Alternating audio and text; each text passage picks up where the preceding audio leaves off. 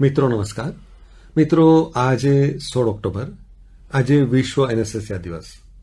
હવે anaesthesia anaesthetists વિશે આપણામાંના ઘણા લોકો બહુ જ ઓછું જાણતા હોય છે અને એ સંદર્ભમાં જ આપણી સાથે વાત કરો. આપણી સાથે છે ડોક્ટર જીતેન્દ્ર બેલાણી. બેલાણી સાહેબ, આપને નમસ્કાર. Thank you. મિત્રો, ડોક્ટર જીતેન્દ્ર બેલાણી છે, તેઓ અમદાવાદમાં વર્ષોથી એનેસ્થેટિસ્ટ તરીકે એમનું કાર્ય કરી રહ્યા છે અને બહુ જ બહોળો અનુભવ ધરાવે છે. સાહેબ, આપણે જ્યારે એનેસ્થેસિયાની વાત કરીએ ત્યારે આપણે બધા જ હૃદયરોગ વિશે બહુ જ બધું જાણીએ છીએ, આપણે બધા પેટના દર્દો વિશે બહુ જ બધું જાણીએ છીએ, આપણે જ્યારે હેમરેજ કે પક્ષઘાત વિશે પણ થોડું ઘણું જાણતા હોઈએ છીએ, પણ એનેસ્થેટિસ વિશે અથવા એનેસ્થેસિયા વિશે આપણા બધાની જાણકારી બહુ જ સીમિત હોય છે. તો સૌપ્રથમ તો એનેસ્થેસિયા શા માટે જરૂરી છે એ પહેલા તો આપ અમને કહો. ત્રિલોકભાઈ, ખૂબ સુંદર પ્રશ્ન પૂછ્યો આપને. આપણે કોઈ પણ માનવ, એ આપણી એક મુખ્ય નબળાઈ રહે છે કે આપણે દર્દ સહન નથી કરી શકતા. નાનકડું ટાંકણી વાગે કે આપણને સહેજ કાપો પડે તો પણ આપણે એને રિએક્ટ કરતા હોઈએ છીએ. તો નેચરલી ઓપરેશનની વેદના તો ખૂબ જ મોટી છે, કારણ કે એની અંદર વ્યક્તિને પેટ ખોલાય, છાતી ખોલાય, એનું બ્રેઇન જોવામાં આવે. આવી બધી વસ્તુઓ એ એનેસ્થેસિયા વગર શક્ય જ નથી. એનું મુખ્ય કારણ એ છે કે આપણે વેદના સહન કરી શકતા નથી. બરોબર. તો એનેસ્થેસિયા એટલા માટે જરૂરી છે. હવે એનેસ્થેસિયાની સ્થિતિ કેવી રીતે ઉત્પન્ન થાય છે એના વિશે પણ થોડી વાત કરશો. એનેસ્થેસિયા, આમ જો એ આપણે પહેલા એક એ શબ્દ વિશે વિચારીએ, બરોબર, તો એનેસ્થેસિયા એક લેટિન શબ્દ છે મુખ્ય રીતે, અને એનો શાબ્દિક અર્થ થાય છે કે સંવેદનાનું હનન અથવા તો એની ગેરહાજરી. બરોબર. એટલે એનેસ્થેસિયા એ મુખ્યત્વે તો જ્યારે પેદા કરવામાં આવે છે અથવા તો એ આપવામાં આવે છે ત્યારે વ્યક્તિ બેહોશ થઈ જાય છે, અને એ પછી એના શરીર ઉપર કોઈ પણ કાપકૂપ થાય કે ઓપરેશન થાય કે બીજી કોઈ પણ પ્રોસિજર થાય તો એના વિશે એને કોઈ પણ જાતની ખબર નથી પડતી અને એ એને રિએક્ટ પણ નથી કરતા. જી. હવે આપણે એનેસ્થેસિયા બે પ્રકારે આપવામાં આવતા હોય છે. એક આપણે ક્ષેત્રીય એનેસ્થેસિયા કહીએ છીએ અને બીજું આપણે જનરલ એનેસ્થેસિયા કહીએ છીએ. તો બંનેમાં તફાવત શું છે અને બંને કઈ રીતે અપાય છે એના વિશે પણ થોડી વાત કહેશો. જનરલ એનેસ્થેસિયા એનો અને રિજિયોનલ એનેસ્થેસિયા અથવા જેને આપણે ક્ષેત્રીય એનેસ્થેસિયા કહીએ છીએ, એનો મુખ્ય તફાવત એ છે કે જનરલ એનેસ્થેસિયામાં વ્યક્તિ બેહોશ થઈ જાય છે અને ઓપરેશનના દર્દને કે એની વેદનાને રિએક્ટ નથી કરતો. બરોબર છે. ક્ષેત્રીય એનેસ્થેસિયાની અંદર એવું હોય છે કે જે ભાગ ઉપર, બરોબર, અથવા તો શરીરના જે અવયવો ઉપર ઓપરેશન કરવાની હોય છે એટલા ભાગને જ આપણે દવાઓની મદદથી અથવા તો સ્પેશિયલ ટેકનિકથી એને સંવેદનાવિહીન કરવામાં આવે છે. બરોબર. પરંતુ એની અંદર વ્યક્તિ બેહોશ નથી થતો. બરોબર છે. આ એનો એક મુખ્ય તફાવત છે. હવે સાહેબ, આપણે એનેસ્થેસિયા અને ઓપરેશન માટે દર્દીને કઈ રીતે તૈયાર કરવામાં આવે છે એની પર થોડી વાત કહેશો. જો એ એનેસ્થેસિયા એ કોઈ પણ વ્યક્તિની ફિઝિયોલોજી, એટલે જે આપણી દેહધાર્મિક ક્રિયા છે, બરોબર, એના માટેની એક ખૂબ મોટી ચેલેન્જ કે પડકાર છે. કારણ કે એનેસ્થેસિયાની દરેક દવાઓ આપણા હૃદય, ફેફસા, કિડની દરેક અવયવો ઉપર અસર કરે છે. એટલે એના ઉપર કોઈ ખરાબ અસર ના થાય, બરોબર, અથવા તો એનેસ્થેસિયા આપતી વખતે કોઈ જોખમ ઉભું ના થાય, એના માટે જરૂરી છે કે ઓપરેશન પહેલા, એનેસ્થેસિયા આપતા પહેલા એ દર્દીનું આખા શરીરનું ચેકઅપ કરવામાં આવે છે. ખાસ એનો હૃદય, ફેફસા, એની ક્ષમતા કેટલી છે, બીજી કોઈ એની સાથેનો કોઈ એસોસિએટેડ ડિસીઝ નથી, અથવા તો એ બીજી કોઈ જન્મજાત ખોડ કે એવી કોઈ વસ્તુઓ નથી, એ બધું જાણવા માટે એનેસ્થેસિયા માટે દર્દીનું આખું શારીરિક પરીક્ષણ કરવામાં આવે છે. અને ત્યારબાદ જો જરૂરી લાગે, બરોબર, તો કોઈ રોગ, એમાં ઘણીવાર એવું બને કે આપણા શરીરની અંદર કેટલાય રોગો એવા છે કે જે આપણને બહારથી નથી દેખાતા. આવી કોઈ તપાસ થાય, દાખલા કે બ્લડ પ્રેશર, ડાયાબિટીસ, હાર્ટનો પ્રોબ્લેમ, તો એ આવી તપાસ વખતે જ ખબર પડે તો એની એક તો સારવાર થઈ શકે છે. બીજું, દર્દી ઓલરેડી એવા કોઈ રોગ માટે સારવાર લેતો હોય તો એ અત્યારે એ જે સારવાર છે એ પૂરતી છે કે નહીં, એમાં કોઈ ફેરફાર કરવો પડશે કે નહીં, અમુક દવાઓ ચાલુ રાખવી પડશે કે બંધ કરવી પડશે, આ બધી માહિતી ભેગી કરવા માટે ઓપરેશન પહેલા દર્દીનું પરીક્ષણ ખૂબ જ જરૂરી. હવે આપણે સાહેબ આ તે દર્દીના પરીક્ષણની વાત કરી, તપાસની વાત કરી, પણ દર્દીએ પણ અમુક માહિતી ડોક્ટરને આપવી જોઈએ, ખાસ કરી છે એનેસ્થેસિયા એની ઉપર. તો દર્દીએ શું માહિતી આપવી જોઈએ? ત્રિલોકભાઈ, આ એક બહુ સરસ પ્રશ્ન છે જેના વિશે હું જનસમાજને પણ જણાવવા માટે કહું છું કે પહેલું તો આપને કોઈ પણ રોગ હોય, બરોબર, અથવા તો આપણે જે પણ રોગ માટે સારવાર લેતા હોય એના વિશે જે એનેસ્થેટિસ્ટ ડોક્ટર હોય અથવા તો આગળની તપાસ કરવા માટે જે કન્સલ્ટન્ટ આવ્યા હોય એમને તમારે પૂરતી માહિતી આપવી પડે, નંબર 1. બીજો એક વ્યક્તિ છે, બીજી એક વાત કે ધારો કે 8-10 વર્ષ પહેલા પણ તમે કોઈ ઓપરેશન કરાવ્યું હોય કે તમને હોસ્પિટલમાં દાખલ કરવા પડ્યા હોય, તમને લાગે કે આની શું જરૂર છે કહેવાની, પણ એ વસ્તુ પણ તમારે જણાવવી જોઈએ. ત્રીજી વસ્તુ, એનેસ્થેસિયાની અંદર અમુક એવા આનુવંશિક રોગ હોય છે અચ્છા કે જેની ખૂબ જ ખરાબ અસર એનેસ્થેસિયા દરમિયાન થઈ શકે. ઓહો.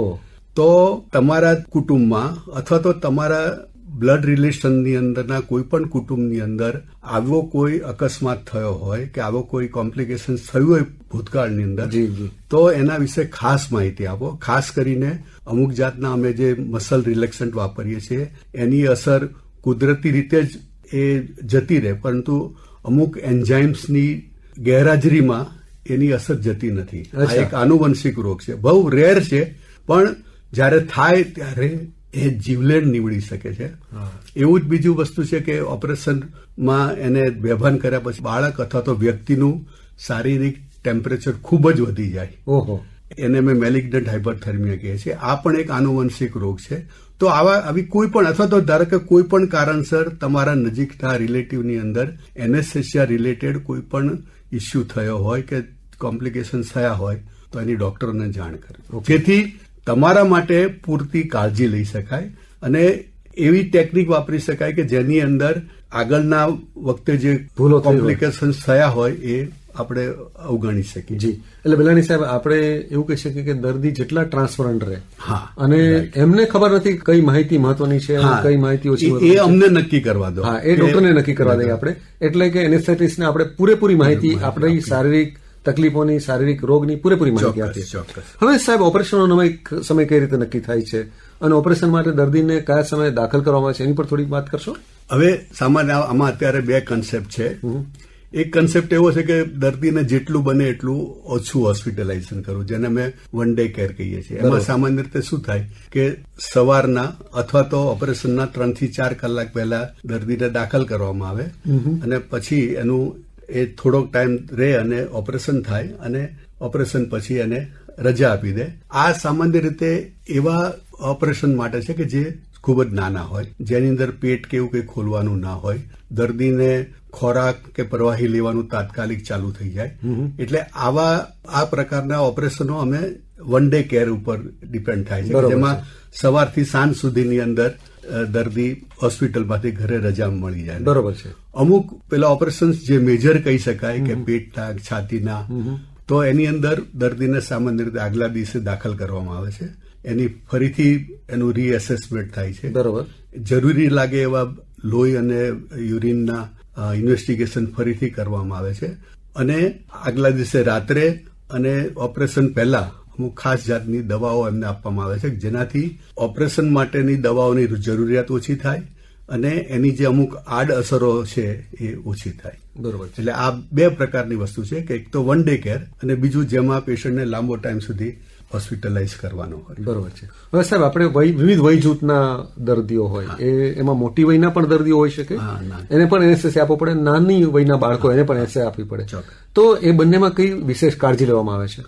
હવે આમાં ત્રિલોકભાઈ એવું છે કે આપણે જે પ્રશ્ન પૂછ્યો કે એક્સ્ટ્રીમ્સ ઓફ એજ, બરોબર છે, કે જીરિયાટ્રિક પેશન્ટ્સ અને પીડિયાટ્રિક પેશન્ટ. બરોબર. પીડિયાટ્રિક પેશન્ટ્સની અંદર પણ ઘણા એજ ગ્રુપ છે કે તાજું જન્મેલું બાળક, 1 મહિનાનું બાળક, બરોબર, 1 વર્ષનું બાળક, 5 વર્ષ સુધીનું બાળક, 18 વર્ષ સુધી. બરોબર. એટલે આ એના એજ ગ્રુપ છે. બરોબર. અને આપણે આગળ જઈએ તો 60 કે 70 ઉપરના જે દર્દીઓ હોય છે, જેને આખું આપણે જીરિયાટ્રિક એજ ગ્રુપમાં કહીએ. બરોબર છે.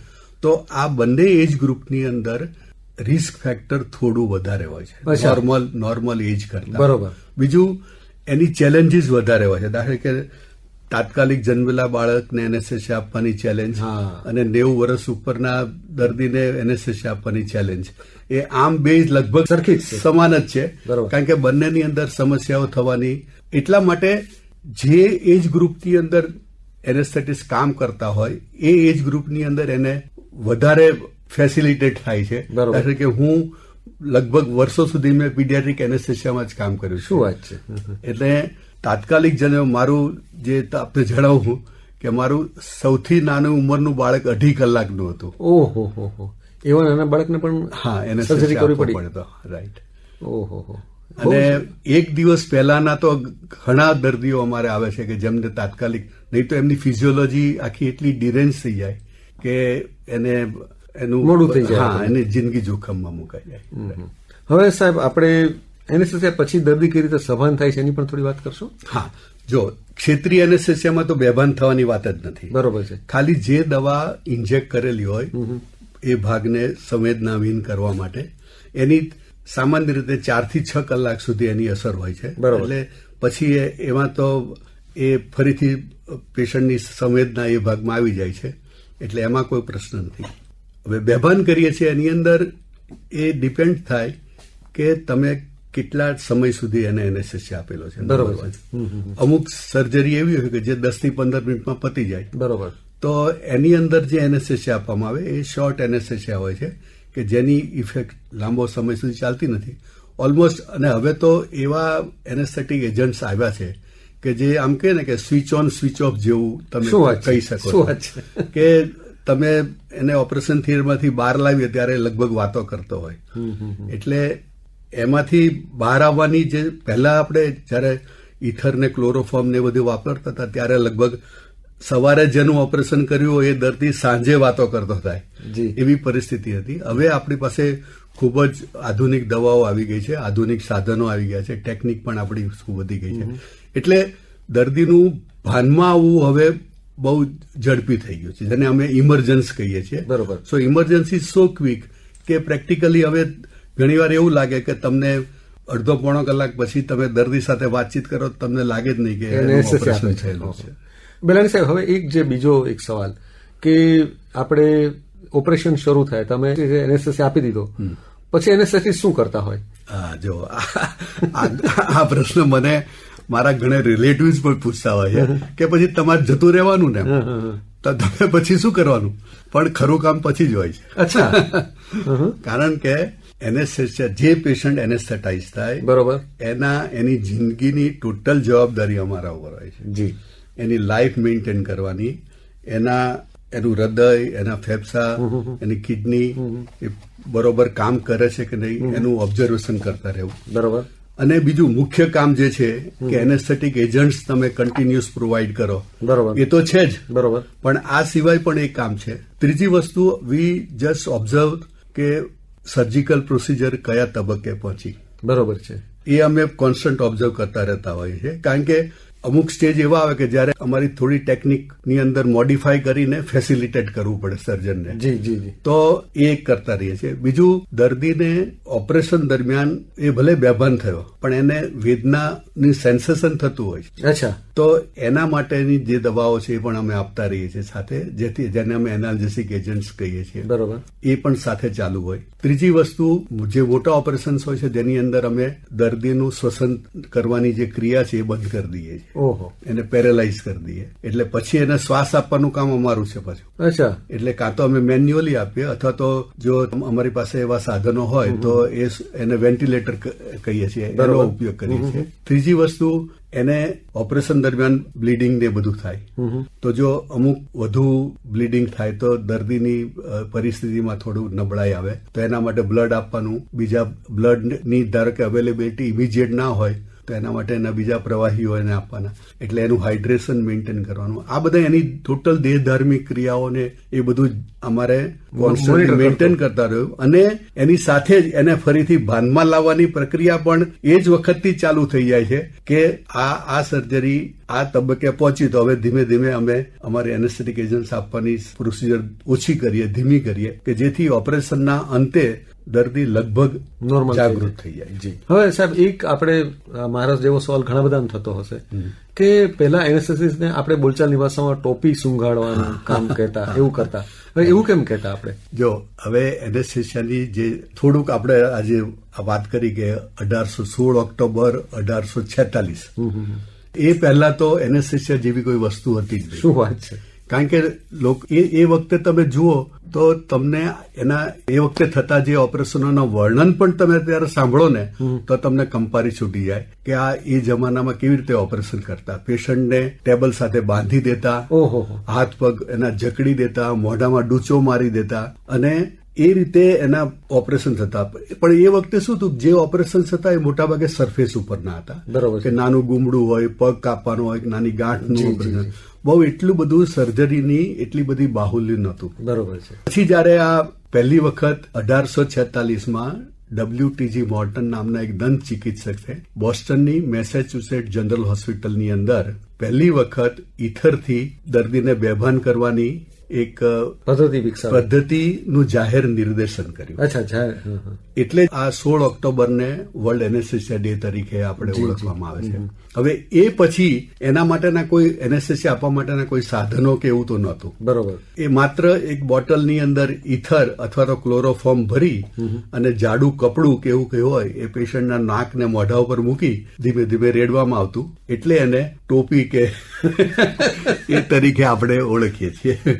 પણ એ તો હવે આઉટ ઓફ ડેટ પ્રોસિજર થઈ ગઈ. કારણ કે એ લગભગ આમ માનીએ ને તો એ શરૂઆતના વર્ષોમાં હતું. એ પછીના 5-10 વર્ષની અંદર તો એના માટેના સાધનો, યંત્રો બધું ખૂબ શોધાઈ ગયું. પણ એક શબ્દ પ્રયોગ ઇવન આપણે આપણા દેશમાં શું છે કે આઝાદી એ વખતે આપણે ત્યાં 1846 ને એ બધા વખતે અંગ્રેજોનું આપણે ત્યાં સામ્રાજ્ય હતું. એટલે ઇંગ્લેન્ડથી જે આપણી પાસે માહિતી ને ટેકનિક આવી, પણ એ વખતે સાધનો બધી જગ્યાએ, યંત્રો બધી જગ્યાએ પહોંચી ન શક્યા. એટલે નાના નાના સેન્ટર્સની અંદર જ્યાં જ્યાં નાની મોટી સર્જરી થતી તે આવી રીતે પેલા રૂમાલ ઉપર મૂકી અને ક્લોરોફોર્મ કે ઈથર સૂંઘાડવામાં આવતું.